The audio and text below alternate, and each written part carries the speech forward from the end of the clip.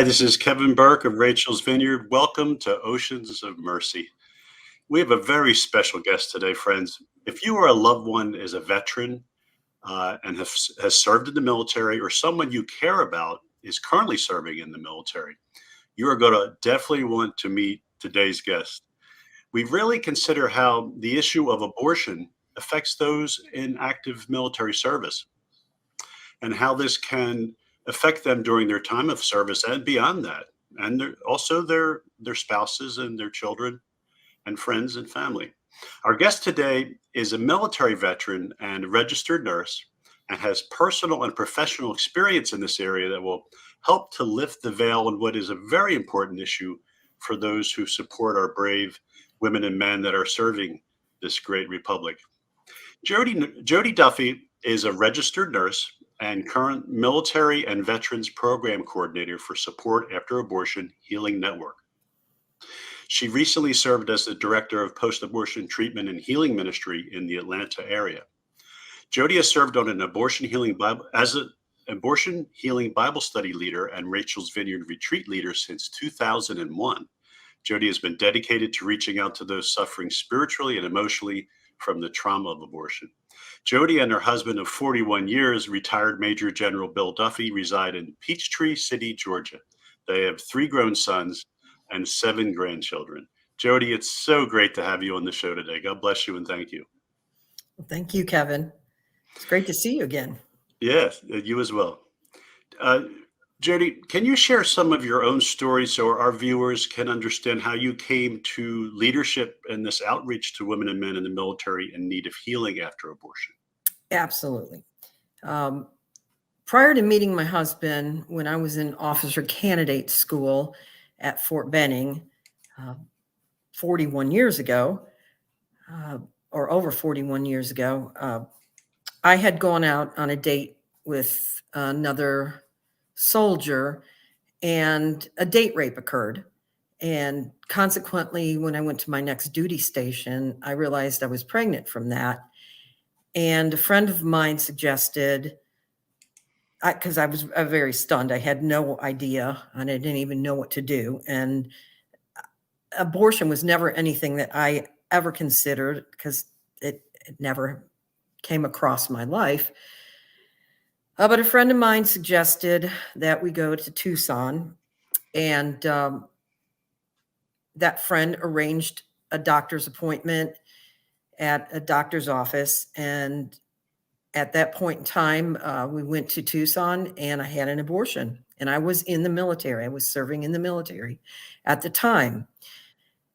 I quickly, like anybody else in the military, had to, get up on Monday morning, go to my job, put it down, suppress it, put it away, because you got to get up and drive on. It's the military way. So later on, I met my husband and we got married. He was also in the military, but I put it away. I just put it in that box and stuffed it down for a long, long time, until around 2000, when I discovered the Path Ministry in Atlanta, where I started getting healing through abortion healing Bible study in Rachel's Vineyard. You had a unique experience. Well, not unique, Jody, but you had a couple layers of trauma that you suffered. Not only did you experience the abortion procedure, which of course could, as you well know, can be quite an abusive experience, and the whole experience of that kind of the anxiety and stress associated with a pregnancy like that. But you were dealing also with sexual trauma. Yes. On top of that, could you touch on that a little bit, like how that I think particularly makes it difficult for someone, how to deal with it. It's amazing you were able to continue to move along and function as you were, which as you shared is kind of part of what the military service requires of you, I guess, right? Yes.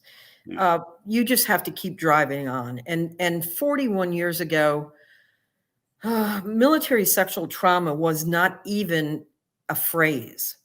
It just wasn't a phrase. You just didn't talk about it. You didn't report it. You didn't tell anybody. What? The perpetrator, I'm guessing, was also in the service at the time, or Yes. yeah, And it was a date. Yes. okay, Yes. And you didn't talk about it.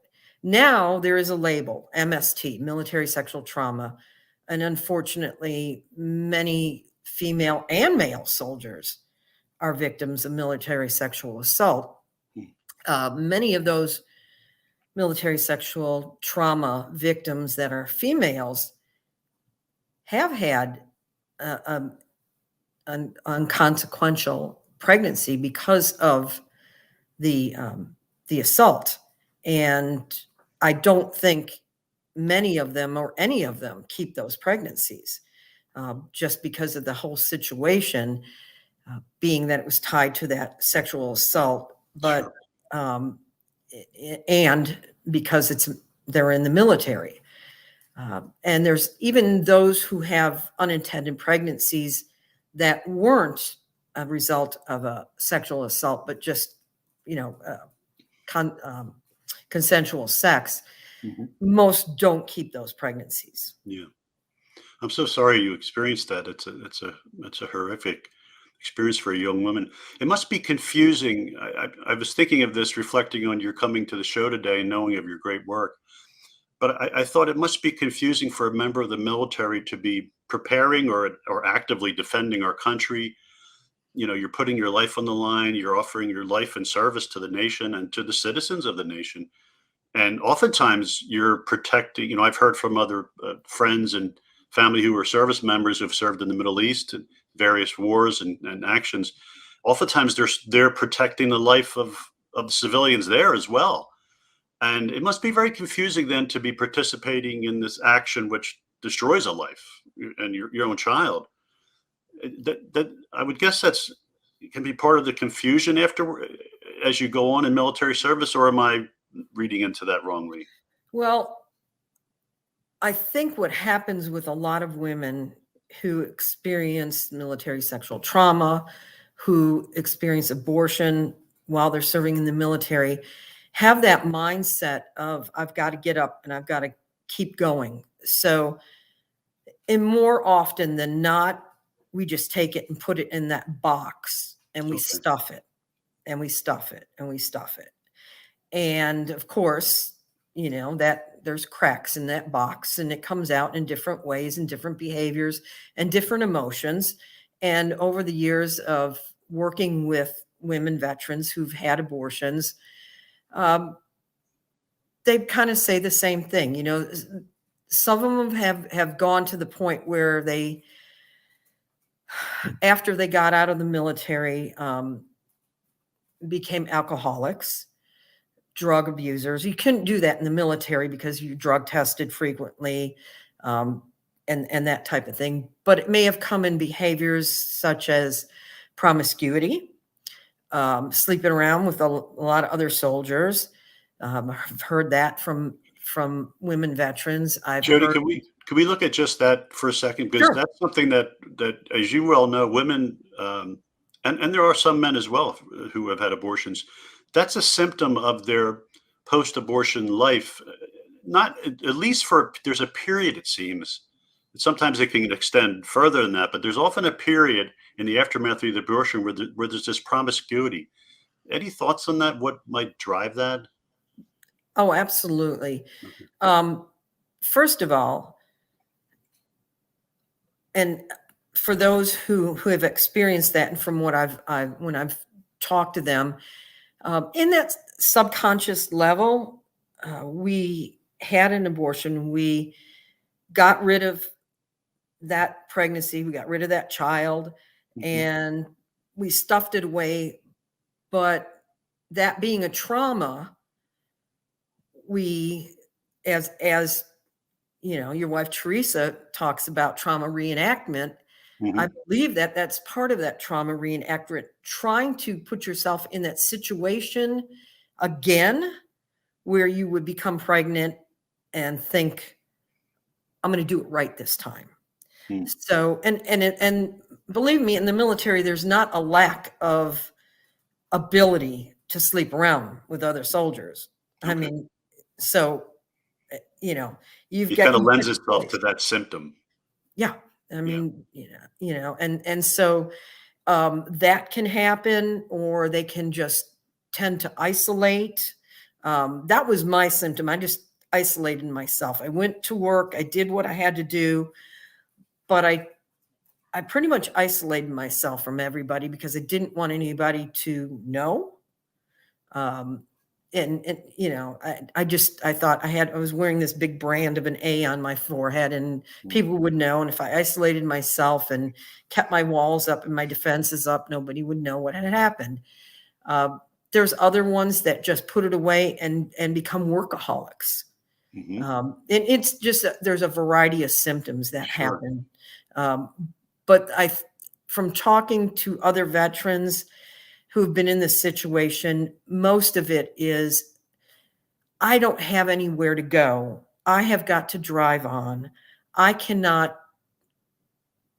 there's nobody I can go to. Of course, they can go to the chaplains, and, hopefully more and more chaplains are aware of programs like Rachel's Vineyard and Save Hmm. One and those type of things. Yeah. But for a lot of those soldiers, they just feel so alone. Mm. They That must feel be alone. terrible. Yeah. I think that isolation, isn't it? That's such a painful thing.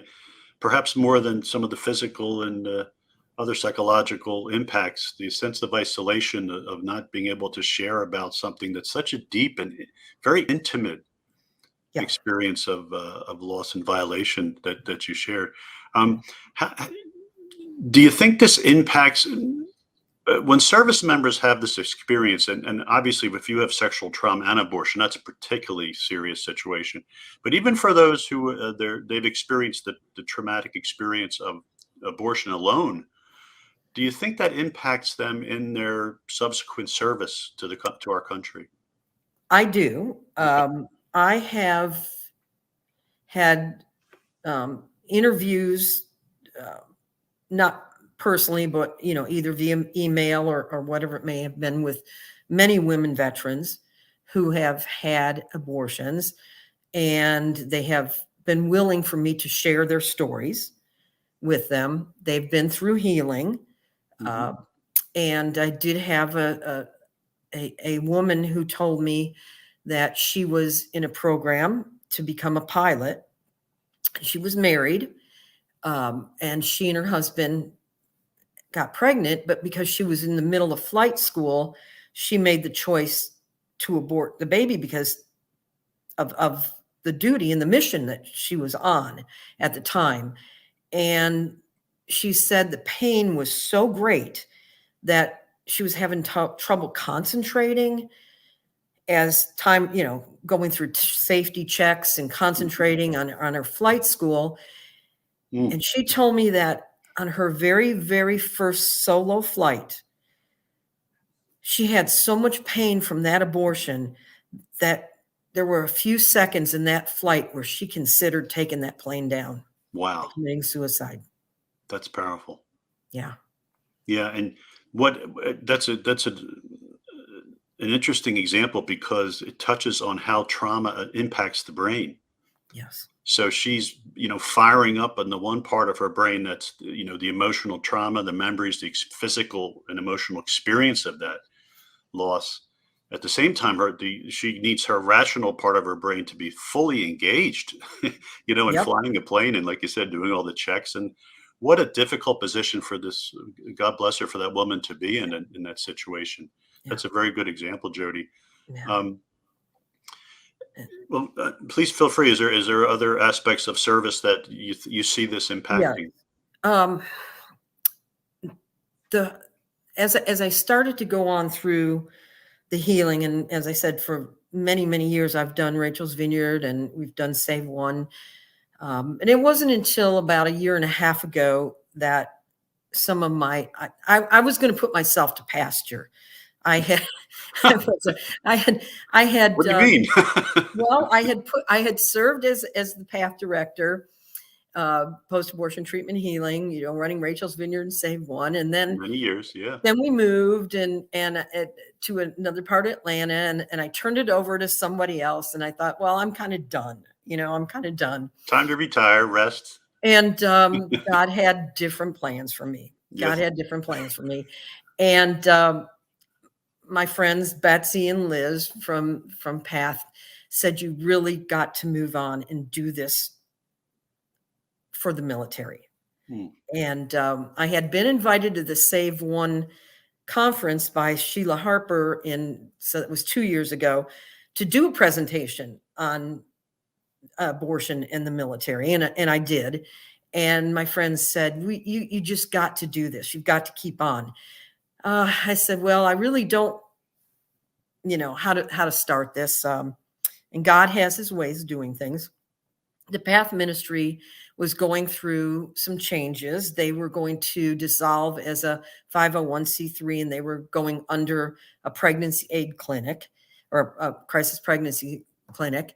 I went down to Columbus, Georgia, and talked to a crisis pregnancy center down there to see if they would sponsor me, because Fort Benning is down there. And right after I gave the presentation, COVID hit. And so nothing happened there.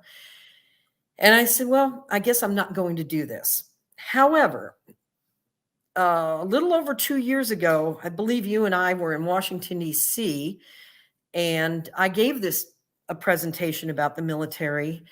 And at that presentation was Karen Barbito from Support After Abortion. A little over a year ago, about a year and a half ago, she got hold of me and said, I would like you to do a presentation about healing and for military and veterans and talk about abortion in the military. And I said, okay, but I'm kind of going to retire because I don't really have anywhere to go with this. And lo and behold, she talked to Lisa Rowe, and they contacted me and said, we'd like you to be program coordinator for military and veteran programs for Support After Abortion. So I'm not in pasture now. Now I'm back in full stream doing like you said, God had other plans for you. Why, Jody, do you think it's important for our military members, both active and those who have served, to have a group, and you mentioned two programs. I'm going to real briefly, just for our viewers who may not know, Rachel's Vineyard is a weekend program that men and women can go through, anyone who's been impacted by abortion, either directly or indirectly, grandparents, siblings, etc. And Save One is a Bible study-based program. Sheila and Jack Harper, it's a wonderful Bible study approach that goes through. And each of those programs has its particular gifts and charisms, and they work very beautifully, I would say, and complement one another. So in offering programs like that, why do you think it's important for military members to have a program dedicated just for them, where they would be the sole, participants? Yes. Well, first of all, I think I'm on my fourth virtual Save One study with veterans, active military, Guard, Reserve. I also have spouses, military spouses. Remember, I'm a military spouse. I have my husband was in for 36 years. So aside from me being someone who was in the military and someone who is a veteran, I am also someone who was a military spouse for 36 years. So I understand it from all aspects. Mm-hmm. So I have all of these people. And what happens is we have a camaraderie. Even if you're the spouse, you understand the military. You understand what it's all about. And a lot of times these spouses have had abortions while their husbands were serving, because their husbands may have gone on a deployment, or it was either mutual, or she was like, look, you're getting ready to leave for 9-10 months. I'm pregnant. I'm not having this baby all by myself while you're gone for a year. And then that choice was made. And there's just a variety of reasons. Sure. So Mm. when we're together, we just have that camaraderie and we all understand each other. And last March of 2021, we did the very first Rachel's Vineyard here in Atlanta that was dedicated just for those that were in the military, veterans, spouses. I did get permission from some of them to talk about and use their situations, not their names, because a lot of times what happens is the military itself and being in the military, the situation you're in, you think you have no other choice. So this couple that came on the retreat, he was a veteran and he had served in Vietnam. After in the 1970s, he and his girlfriend got pregnant, and he felt that the situation of him in the military would hurt his military career or, something like that. So he kind of said to her, no, we can't do this now. And they made the choice of having an abortion. And later they had a child, but for well over 40 years, they kept this as a couple. And when they came on that retreat, they just said, we just never knew that we could get this kind of healing. And so the other veterans that were on the retreat, they said afterwards, we understood each other. We talked the same talk. Makes sense. Mm-hmm. We got it. And that's why it meant so much.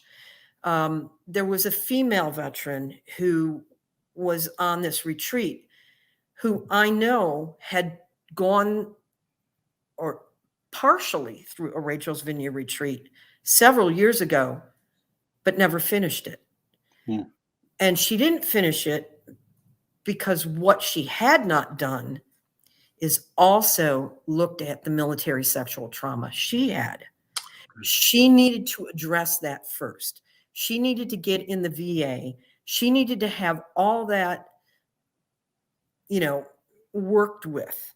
Yes. And then she came and completed this retreat and said it was wonderful because of having all the, just veterans there. You can see how God used your own experience, your personal difficult experience. And it's never his will, of course, that we suffer this kind of evil and sin, but he just as with the cross of Jesus, he can bring grace and blessing. And it's beautiful to see how you're able to reach out to a couple like that with the unique understanding experience that you have on the other side of healing.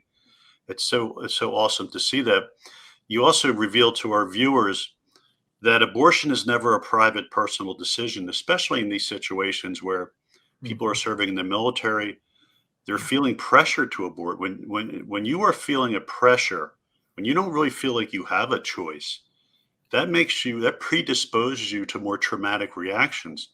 So out of love and care for those who are giving their life in service to our nation, it's all the more important that, and I'm so pleased that you're doing this work, and it makes total sense that a dedicated group like this, so much would not have to be said, or you wouldn't have to waste a lot of time and energy on things that are going to be understood. And so you can then really direct your work towards the healing. Yes. That's really awesome. So glad you're doing this, Jody. Well, God just keeps putting people in my path, and he works in mysterious ways. He does, yes. There's before COVID, there was a very, very big conference in the Atlanta area every year, where it was just vendors who did things for veterans. And for a few years, I would set up a table with Path and have Rachel's Vineyard information, have Save One information about abortion healing for our veterans. And people would come up to me and they'd say, wow, we've never heard of anything like this before. And I said, yeah, well, the last time I was there before COVID, I actually was on a table across from a woman who's a veteran that runs a program to provide service dogs for our veterans. Wow. Beautiful. I remember her, but that was quite a few years ago. Well, lo and behold, I have a friend of mine who lives by me in Peachtree City, who was giving money from her women's golf association to this particular thing for service dogs, and told the woman about my ministry. And the woman said, oh, I remember her. And I have somebody who's been trying to track her down. So see, it's amazing. Yeah, those connections are amazing. Yeah, it's just amazing how God works. So yes, that woman and I got in touch with each other, and she is giving her veterans the information about that. We have an upcoming retreat in February in the Atlanta area. Okay, how can folks connect with you about that retreat, Jody? What's the best way? Absolutely. If they go to, I would say if they go to the support after abortion, it's on that website. But also, I think the best way is to get hold of me at military, and it's an email, military and veterans at supportafterabortion.com. So it's, so I'm with the Support After Abortion, but you have to follow some links to get registered for it. But you can email me, or you can call the Support After Abortion and they'll get hold of me also. Okay. Do you have that number handy, or? It's okay if you don't. Yeah. And also I'll just add for our viewers, if you missed any of that, here's an easy one, and I will connect you with Jody. Yes. You can contact me at kevin@priestforlife.org. Just give me an email, kevin@priestforlife.org. You can also call our Rachel's Vineyard hotline, and they'll connect you with Jody. Yes. That's 1-800-HOPE, the number 4, me. 1-800-HOPE, the number 4, and me.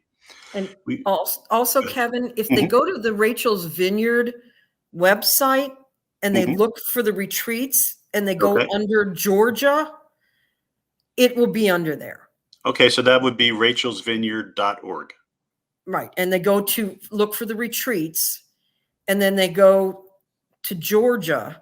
They'll see military, they'll see my contact information, and then military and veterans retreat, February 11th through 13th. You've also, we just have I think about 2 or 3 minutes left, but I wanted to just briefly mention that you've also served for years, and I've had some wonderful times of being together with you in outreach at the Supreme Court with the Silent No More Awareness campaign. Could you just briefly share about what that ministry is and how? Oh, yes, absolutely. Silent No More is a great organization for women, men, anybody who's been affected by abortion, to voice what happened to them. We go out there, I give my testimony, other women, men give their testimonies as to how abortion affected their lives. And that it educates people as to how abortion negatively affects people. And also, if somebody's listening to that, and we're hoping that, at the March for Life, when we do those testimonies, that maybe somebody who's younger may hear our stories and say, hey, I don't think I ever want to go through what these women and these men are saying they went through because they had an abortion. And maybe it'll dissuade someone from having abortion after they listen to what we have to say about how it affected us. Yeah. And it's to educate the public on you know the negative consequences that abortion has on men and women, siblings, people who worked in the industry, and people who've been involved in abortion in one way or the other. It affects everybody. I mean, I have a friend of mine who drove her cousin to an abortion 30 years ago, and she said she still is haunted by the fact that she did that. And someone like that, if you're listening and you have been involved in an abortion and you helped pay for it or drove the person to the center and you're feeling really bad about that, um, you are welcome on Rachel's Vineyard. Absolutely. Rachel's Vineyard also has people like yourself come through the program along with those who personally experience abortion, and it's a beautiful experience of God's mercy and healing. And you'll come to see how that that affected your life in ways you don't even quite realize. But so will the grace and blessing of God open up avenues for good things in your life as well. So Absolutely. yeah, Absolutely. Jody, I'm so thankful for your coming today. I'm so thankful for your courageous willingness to share your own personal experience. And I'm also deeply touched and grateful for how God has used your cross and also his manifestation of his great blessing in your life for you now to reach out to others. It really is the power of the gospel manifest in your life and in those that you're touching. And thank you as well for you and for all those who have given of their time and energy, and some have given their lives in different ways in service to our great republic. Thank you, and God bless you, Jody. Well, God bless you, Kevin. Have a Merry Christmas. Okay. And all good things to you and your family. Thanks so much, Jody. All right. Thank you, Kevin. Well, friends, I want to highlight again, rachelsvineyard.org. And you can go to the Georgia retreat sites in Atlanta and connect with Jody. And you can also call 1-800-HOPE-FOR-ME as well. Thanks so much for being with us today. And please share this program with anyone you think would be blessed by Jody's message today. God bless you, friends.